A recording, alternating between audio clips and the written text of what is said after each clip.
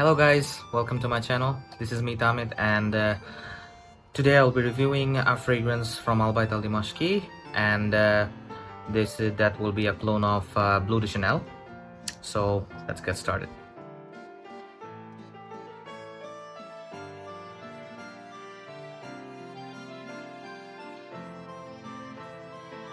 So let's start off with the presentations first. The Bleu de Chanel is this clone is from the regular line, so you're gonna get like a regular box. My box is kind of beat up, as you guys can see, because I've bought it like probably like a long time ago. I don't even remember when I bought it, but yeah, as you guys can see, the box over here, it's like this. The name of the fragrance would be at the back, and it's written Bleu D. Unfortunately, the Chanel is not written because there are some, you could say legitimacy issues. Like if they, like Chanel has a thing, like if anyone like outside of their company has Chanel name attached to their products, Chanel can actually file a lawsuit against them. So to avoid that Chanel lawsuit kind of a thing, they have excluded Chanel, but this is definitely a clone of Bleu de Chanel. And of the EDT version. It's not a clone of the EDP version. It's not a clone of you could say the Perfume version. No, it's a clone of EDT version. However, this one kind of feels like in the middle of EDT and EDP because of its concentration. Definitely we'll get to that. So let's look at the bottle. The bottle looks like, the regular bottles like the Albait Aldimashqi has with the regular line. The symbol is embossed in the middle. The cap looks good detailing up top. The name of the fragrance is at the back in the bottom. I hope you guys are able to see it. My camera will be able to pick it up. Yeah, that's about it. And yeah, a sticker underneath which says 75ml. That's about it. It's a slide on cap. It's not a click on, not a magnetic, not a complaint, because the juice is good. That's what matters. So the cap is golden in color, and yeah, that's about it for the presentation. Nothing extravagant. The bottle looks nice, it's cute. Yeah, that's about it. And of course, the batch code for Chanel would be written at the sides. I'm not sure if the camera would be able to pick it, but if you look closely with the light, you're definitely gonna be able to pick up the batch code over here, like when it was manufactured and whatnot, right down under here. Okay, so how does this one smells like?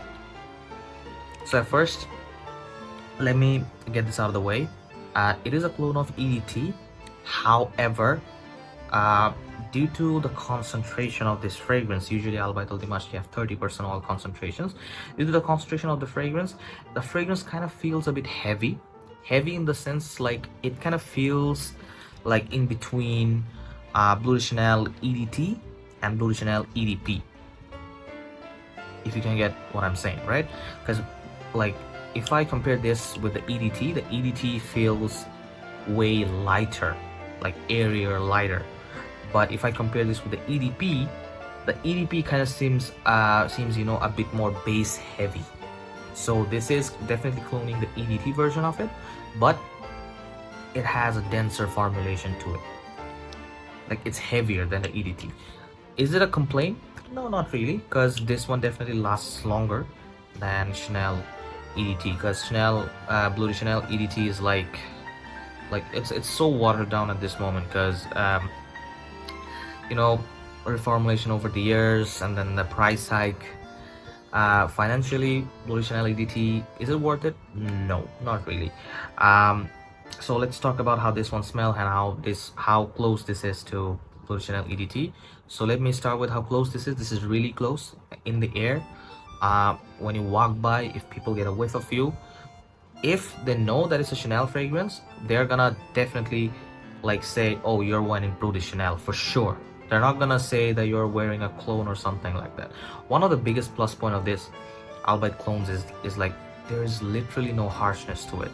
No alcohol blast up top, no harshness around the edges. Yeah, obviously the quality of ingredients, definitely they will vary from the original. I mean, definitely there are price difference, like the materials they source it from, it's gonna be different from Chanel. So obviously there's gonna be that, but the overall smell, the way they replicated it, and I mean, the way it smells in the air, phenomenal. Just like Bleu de Chanel EDT. Okay, so when it opens up, like whenever you spray, you're gonna get that a bit of spiciness to it, a bit of slight mintiness to it, and then you're gonna get that citrusy grapefruitness to it. So the opening is gonna be a combination of grapefruit, like citrusiness, slight mintiness to it, slightly mintiness to it, and some pepperiness to it. The pepperiness comes from mainly pink pepper, and it kind of gives you, what do you call it, an initial, you know, sparkle, like an initial blast, right?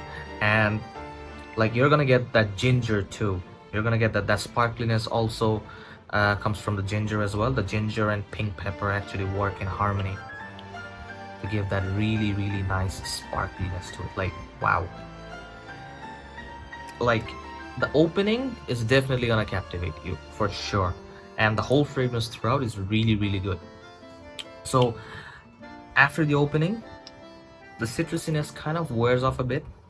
The spiciness, the ginger, it kind of wears off a bit, like the sparkliness.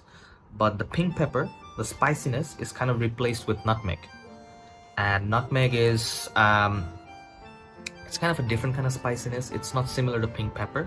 It's a different spiciness, which is mainly used in you could say more winter-based fragrances. It kind of gives you, I wouldn't say an oriental feel, but it does give you slightly, you know, oriental touch to the fragrance.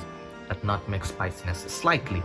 And you're gonna get jasmine as well. You're gonna really smell the jasmine. The jasmine really shines through from the mid.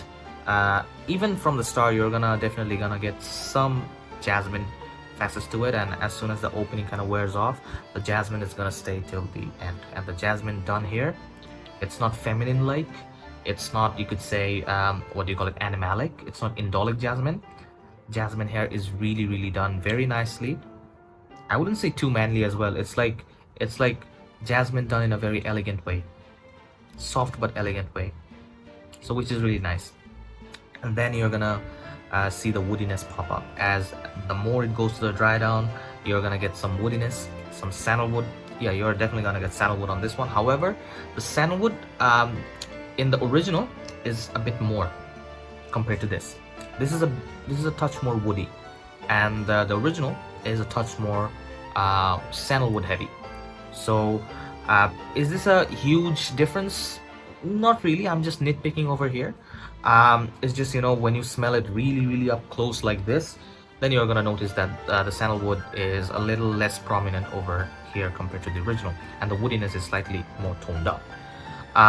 That's mostly it. And then you're gonna feel the incense over here. Incense, patchouli, slight amber nuances to it. You're definitely gonna get it over here. And now, does the incense and you know, the presence of patchouli, the presence of some woody aspects to it, does it make it, like, you know, smell Middle Easternish? Because there's definitely a question around this kind of stuff, like Middle Eastern fragrances having incense to them and then patchouli to them. Does it feel like Middle Easternish? No, it doesn't. It doesn't feel Middle Easternish. You do definitely get that incense, sandalwood, that woodiness combo to it, which is a really, like, you know, a hallmark of Bleu de Chanel fragrance, like through and through. The whole line has that kind of a mix running through them in the original ones as well. So yeah, overall it's nice, and you're definitely gonna get slight soapiness to it. The soapiness isn't like, kind of like, you could say, it's not like, you know, like Allure Sport. It's not like you know, Versace Pour or Missoni Wave. Not that kind of a soapiness to it. The soapiness is present. You're definitely gonna pick up on it, but it's more of like a floral soapiness to it, which isn't bad. It's really good. It smells really good. So like, whenever people are around you, and if they get a whiff of it, they're definitely gonna like it. And most likely 8 out of 10 times you're definitely gonna get compliments with it. So how did this perform on my clothes? This did last about a whole day, and obviously I'm an oversprayer. Like, whenever I spray fragrances, usually, like any fragrance, I usually go 10 to 12 sprays. Usually whenever I'm going in like a place where, you know, where the I have to be reserved a little, or stuff like that. I go with at least 6 sprays, at least 6. But normally, anywhere apart from those situations, anywhere I go, 12, 14, 15 sprays on clothes. That's it. That's how I am. I usually overspray. uh, I don't usually care what if I don't usually care if, like, other people get a headache of my smell or whatnot. The main thing is I have to smell good, and I have to smell good throughout the whole day. I'm not gonna reapply the fragrance time and time again. No, that's not my thing. If I spray, I spray, and I make sure that it lasts the whole day. That's it. And yeah, coming to the projection, as I said, my work is usually indoors. In my previous videos as well, you're gonna see that I usually stay indoors. So like, the projection I got, it's kind of unbelievable. Even I didn't believe like it would project that much. I mean, it's kind of an older formulation as well. I bought this over like a year and a half ago, so it has macerated, and it has become stronger over time. So usually the time, or the length of time I get for projection is 3.5 hours. In fact, in some cases 4 hours. Indoors. Outdoors, yeah, this might vary. Outdoors, probably you're gonna get about, like, if you spray like me, probably around 2 hours or 1 hour and 45 minutes, probably like that. But usually most of my work here is indoors, so I get about 3.5 to 4 hours of decent projection. And even after that, like, till I would say the 9th to 10 hour mark, this actually creates a good amount of cell bubble around me. Like, I got a compliment on the 6th hour mark, and like, that person was literally standing, like, 5-6 feet away from me, and that person gave me a compliment. Obviously it was indoors, so yeah. So there goes the projection and longevity. Overall, this is a very, very nice fragrance. A collection worthy fragrance. If you're looking for a Bleu de Chanel EDT clone, you can definitely look at this. Obviously there are other clones in the market, like there are 2 from Armafs. Number 1 is Tag Him, which was released first. And Tag Him, what I found is Tag Him is really rough. Like, the opening has alcohol blast to it, and it's really rough around the edges, though it does smell similar to Bleu de Chanel. It has that DNA to it, but it's kind of very rough. And the other one would be Club de Nuit Iconic. With Iconic, I did have issues with projection. The performance on my shirt was good, but the projection, I didn't find the projection to be that much, unfortunately. But with this, it's like an all-rounder to me. This covered the projection what I needed. This gave me the longevity which I needed. The smell is really good. Yeah, slightly denser. It falls in between the EDT and the EDP, as I mentioned. That's not a big deal, but the overall smell is towards the EDT. So yeah, that's mostly about it. Nothing really to complain about, and it's usually priced around between 2,500 to 2,700, I guess.